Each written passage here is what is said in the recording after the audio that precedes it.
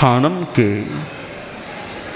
तीसरे स्थान में कहा गया है, तिहिम ठाणे हिम समनोवासए महानिज्जरे महापज्जवसाने भवति तंजहा कयानम अहम अपं वा बहुयं वा परिग्रहं परिचयिष्यामि कयानम अहम मुंडे भवित्ता अगाराओ अनगारितं पब्बइष्यामि कयानम अहम अपच्छिम मारणन्तीय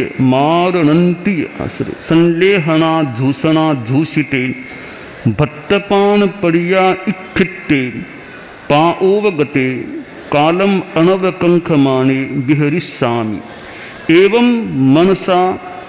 एवं समनसा सवयसा सकायसा पागडे माणे समनोवासए महानिज्जरे महापज्जवसाने भवति। शास्त्रकार ने बताया है कि 3 स्थानों से 3 कारणों से श्रमणोपासक महानिर्जरा महापर्यवसान वाला बन जाता है। जैसे श्रमणोपासक यह चिंतन करे कि वह दिन धन्य होगा जब मैं अल्प अथवा बहुत परिग्रह का परित्याग कर दूंगा। श्रमणोपासक यह सोचे कि वह दिन कब आए जब मैं मुंड होकर घर को छोड़कर अनगार साधु बन जाऊं, प्रव्रजित हो जाऊंगा। तीसरा चिंतन यह करे कि वह दिन कब आएगा जब मैं संलेख ना करके अनशन स्वीकार कर लूंगा। इन 3 चिंतनों को करने से, गहराई में जाने से श्रमणोपासक महान निर्जरा का भागी और महापर्यवसान का भागी बन सकता है। यहां एक शब्द है श्रमणोपासक। श्रमणोपासक का मतलब है श्रमण यानी साधु की उपासक, उपासना करने वाला। जो साधु की उपासना करता है, जो गृहस्थ है, वह श्रमणोपासक होता है। संयता संयत, जिसके जीवन में कुछ संयम भी है असंयम भी है, यानी श्रावक है, वह श्रमणोपासक कहलाता है। तो श्रावक को यदा कदा यह मनोरथ क्रियान्वित रूप में, चिंतन रूप में लाना चाहिए कि मेरा जीवन तो जा रहा है, मैं परिग्रह का परित्याग करूं। छोटा परिग्रह, बड़ा परिग्रह, छोटे में कपड़े हैं, बर्तन हैं, आदि आदि, बड़े में बड़ी रकम है, मकान है, खेत है, दुकानें हैं, आदि आदि। छोटा परिग्रह है, बड़ा परिग्रह है। मैं परिग्रह का परित्याग कब करूंगा, विसर्जन कब करूंगा कि इतनी सीमा से ज्यादा मैं अपने पास परिग्रह नहीं रखूंगा, इस रूप में विसर्जन। तो ऐसा अनुचिंतन श्रावक को यदा कदा करना चाहिए। दूसरा चिंतन यह करना चाहिए कि मैं साधु बन जाऊं, वह दिन कब आएगा। गारहस्थ्य में हूं, पर वह दिन भी कभी आए मेरे जीवन में कि मैं साधुपना ले लूं, साधु बन जाऊं, घर बार को छोड़ दूं। और वह दिन भी आए कि मैं ऐसे ही न चला जाऊं, संथारा संलेखना पूर्वक यह शरीर मेरा छूटे। इन 3 चिंतनों को करने से महान निर्जरा श्रावक के हो सकती है। और महापर्यवसान, महापर्यवसान के 2 अर्थ होते हैं। महापर्यवसान का एक अर्थ है कि वापिस कभी मृत्यु हो ही नहीं, यानी अंतिम मृत्यु इस जीवन में हो जाए, फिर कभी अवसान मेरा न हो, वापिस जन्म मरण हो ही नहीं, जन्म लेना ही न पड़े, यानी मोक्ष में चला जाना। वह लाभ भी प्राप्त हो सकता है। वह न हो तो समाधि मरण शांतिपूर्ण मृत्यु, यह लाभ उसे मिल सकता है। तो महापर्यवसान के दो अर्थ किए गए हैं, एक तो समाधि मरण और दूसरा पुनर्मरण, दोबारा मृत्यु हो ही नहीं, सारे कर्म क्षीण हो जाएं और वह श्रावक साधुत्व की स्थिति में आकर मोक्ष को प्राप्त हो जाए। ये तीन चिंतन बड़े महत्वपूर्ण हैं। और श्रावक संबोध में सुंदर पद्य में यह बात कही गई है, बहुत अच्छा पद्य है। कब आएगा वह धन्य दिवस, कब आएगा वह जब अपरिग्रही बनूंगा मैं, जब अपरिग्रही बनूंगा। कब आएगा वह धन्य दिवस, कब आएगा वह धन्य दिवस। घर त्याग मुनि व्रत लूंगा मैं, घर त्याग मुनि व्रत। कब आएगा वह धन्य दिवस, कब आएगा वह धन्य दिवस।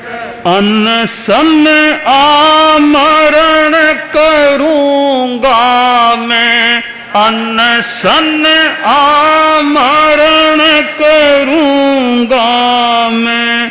जीने के मोह मोत भय से, जीने के मोह मोत भय से बन मुक्त समाधि वरूंगा मैं, बन मुक्त समाधि वरूंगा मैं। कब आएगा वह धन्य दिवस, कब आएगा वह धन्य। तो वह धन्य दिन कब आएगा? जब मैं परिग्रह का परित्याग कर दूंगा, अपरिग्रही बन जाऊंगा। वह दिन कब आएगा? जब मैं घर को छोड़ के गृह त्यागी साधु बन जाऊंगा। और वह धन्य दिवस कब आएगा मेरे जीवन में? जब मैं अनशन को स्वीकार कर लूंगा। यह सुंदर, एक सुंदर यह संगान है, श्रावक संबोध का है। यदा कदा श्रावक लोग इसको गा भी लें, गुनगुना लें तो भी अच्छा है, कुछ भीतर में चेतना में स्फुरना हो सके। एक बार फिर गा लेते हैं। कब आएगा वह धन्य दिवस, कब आएगा वह धन्य दिवस। जब अपरिग्रही बनूंगा मैं, जब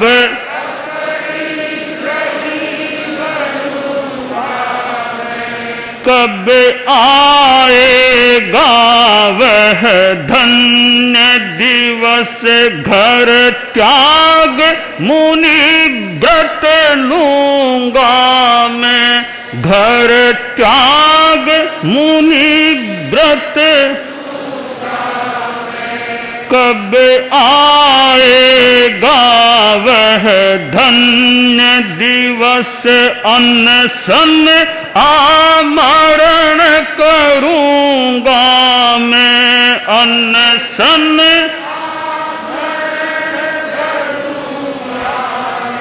जीने के मोह मोत भय से, जीने के मोह मोत भय से बन मुक्त समाधि वरूंगा मैं, बन मुक्त समाधि।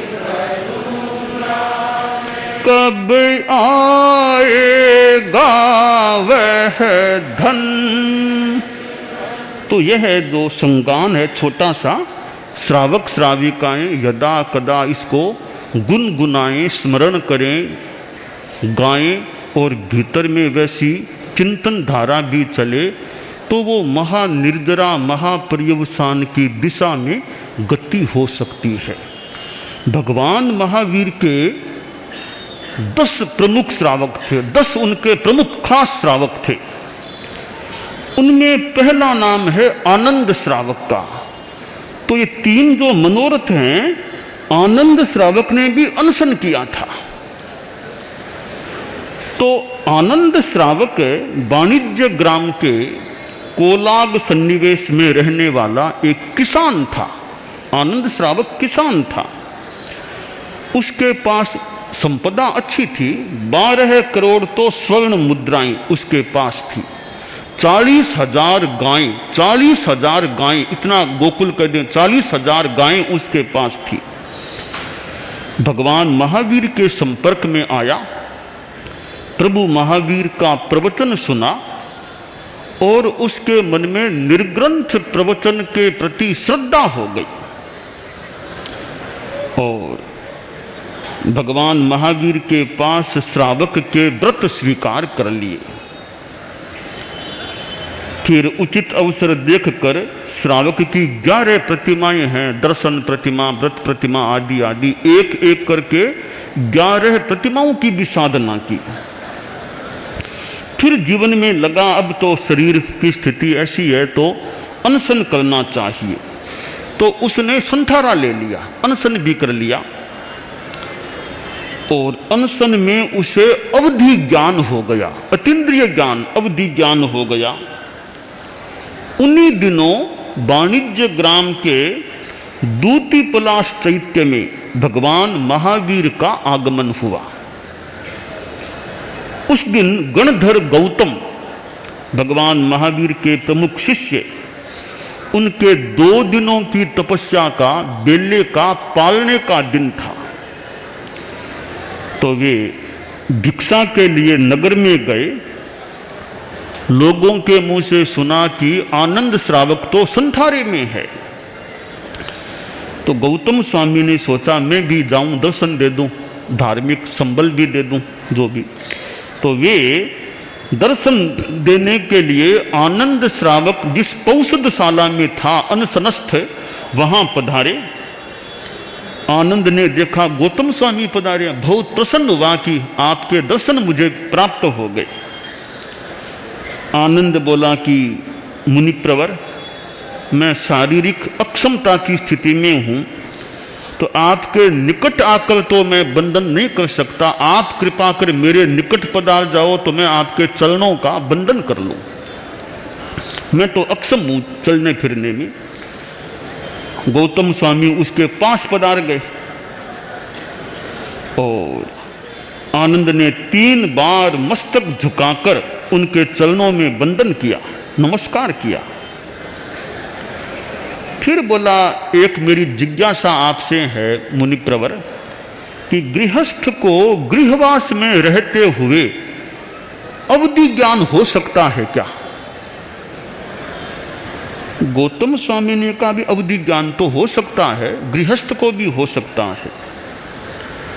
का बनते मैं भी काफी ज्ञान संपन्न हो गया हूं और पूर्व पश्चिम और दक्षिण दिशा में लवण समुद्र के 500-500 योजन पर्यंत क्षेत्र को मैं अपने ज्ञान से जानता हूं, देखता हूं।